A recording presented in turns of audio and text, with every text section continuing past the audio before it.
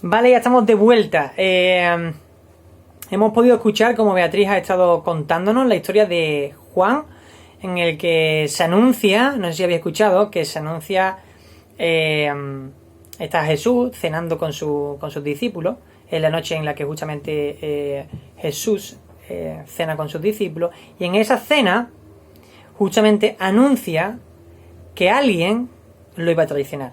Y después vemos que Judas, la persona que lo traiciona. Y antes de meternos en la lección más en profundidad, hemos podido, yo no sé tú, pero estamos viviendo en esta nueva normalidad, como te decía antes, que vivimos cansados. Y es que creo que nos pasa a todos, ¿no? Que estamos como cansados de esta nueva normalidad, tenemos ganas de justamente hablar con estar saliendo con nuestros amigos, estamos como cansados, porque siempre como que nos están poniendo siempre vetos, restricciones, no podemos ver a nuestra gente querida. Y yo justamente, ahondando más en eso, creo que vivimos en la cultura del y te la voy a explicar. Porque cuando a ti tu madre te dice, oye, es que tienes que hacer la cama, ya mejor para mañana. Es que tenemos que hacer actividades ahora. Como que no tengo mucha ganas. Oye, que tenemos que estudiar porque tenemos un examen. En verdad no. Oye, que tenemos que hacer esto con nuestros amigos, que hay que ir a tal sitio. En verdad. Y vivimos como que cansados, ¿sabes? Como que vivimos como la cultura. Yo llamo la cultura del porque siempre nos pasa. Es como que nos dicen algo como. Y como que vivimos cansados. No sé si te pasa eso, pero yo creo que si tú te pones a pensar en ti mismo, te pasa. Y nos pasa a todos, que es en plan de, ay, que no tengo ganas. Ay, que tengo que hacer ahora esto. Ay, que tengo que hacer esta actividad. Ay, que tengo que echarle cuenta a mi madre. Ay, qué pesa es. Ay, que. Y realmente, en esta normalidad vivimos como cansados, ¿sabes? Y realmente eso necesitamos cambiarlo de forma rotunda. En este caso, ahondando un poquito más en el tema de lo de la nueva normalidad y como en este año ha sido un año cansado para todos, un año diferente para todos, yo no sé si os acordáis, un juego que se dio mucho de moda en este momento, que era el Among Us. Yo creo que todo el mundo ha jugado a ese juego. Si no habéis jugado, pues yo explico un poquito de qué va.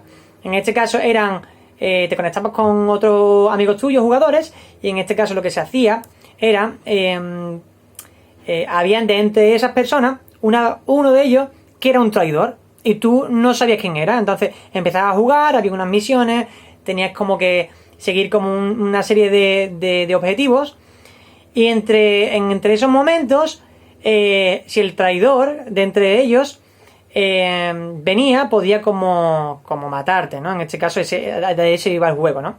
Entonces era una persona que traicionaba a todos los tripulantes y su misión era ganar, ¿vale? Y la misión de las otras personas era identificar, yo creo que todos habéis jugado, ¿no? Si no, pues bueno, y si sois unos cuantos, pues podéis decir entre vosotros cómo ha sido vuestra experiencia jugando al Among Us. Pero en este caso se hablaba de un traidor dentro de un grupo de jugadores. Y en este caso hemos visto que en la Biblia y dentro de la vida de Jesús hubo una persona que fue el traidor de todos los traidores. Y si sabéis quién es, creo que lo hemos leído, así que podéis decírmelo en voz alta. Exactamente, Judas. Si no, yo lo digo. Judas Iscariote fue la persona que vendió a Jesús y que realmente pues traicionó no solamente a Jesús, sino a los 12 discípulos. Y la verdad que en este tiempo yo decía, wow, realmente os voy a explicar un poquito todo el contexto para que sepáis cómo se desarrolló toda esta historia. Porque sí hemos leído unos cuantos de versículos, pero ¿qué significaba eso?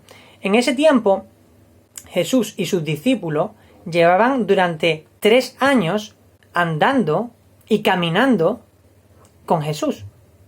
Llevaban 3 años en los que Jesús había sido, no como hacemos nosotros los profesores de ERE, que estamos una vez a la semana, o no como cuando tú vas a la iglesia, que estás una vez a la semana. No, sino que realmente estuvieron todos los días viviendo con esa persona durante 3 años. 3 años.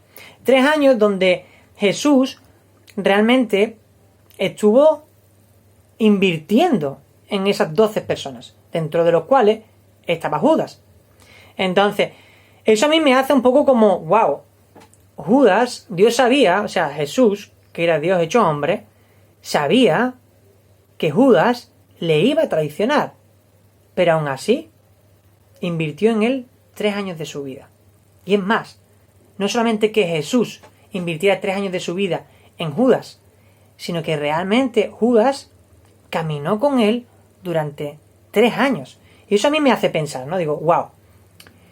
Dice en la Biblia que ellos pasaron 3 años y estuvieron, bueno, tanto con los discípulos, estuvieron 3 años caminando con él, ¿no? Entonces yo quiero que darte como 3 pequeños puntos en esta lección, ¿vale? Así que quiero que te quede y preste atención a estos 3 pequeños puntos. El primero de los puntos es que tú puedes caminar con Jesús, pero no significa que estés siguiendo a Jesús. Y te explico, porque tú puedes decir, bueno, si yo camino con Jesús, estoy siguiendo a Jesús, estoy caminando. Realmente, mira, Judas estuvo 3 años con él caminando, haciendo lo que los otros discípulos hacían. Es más, Judas, aunque aquí no lo nombra, pero os comento, Judas era como el tesorero, era la persona encargada de llevar el dinero de los 12 discípulos y de Jesús.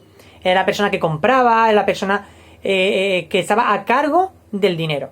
O sea, que tenía, incluso dentro de los 12 discípulos, tenía una responsabilidad. O sea, que era una persona que tenía una responsabilidad y que era una persona importante dentro de esas 12 personas. Era una persona que estaba cercana. Era una persona que vivió con Jesús durante 3 años. Pero sabéis que Jesús, en otra parte de la Biblia, expresa que si nosotros queremos seguirle, dice una frase muy importante que quiero que te quedes. Y es que dice que, ¿qué significa seguir a Cristo? Y te explico lo que significa. Dice que cojas tu cruz diaria, te niegues a ti mismo y que lo sigas. Eso significa seguir a Cristo. Entonces, aquí hay 2 cosas, ¿no? Caminar con Cristo y seguir a Cristo. Que ese es el primer punto.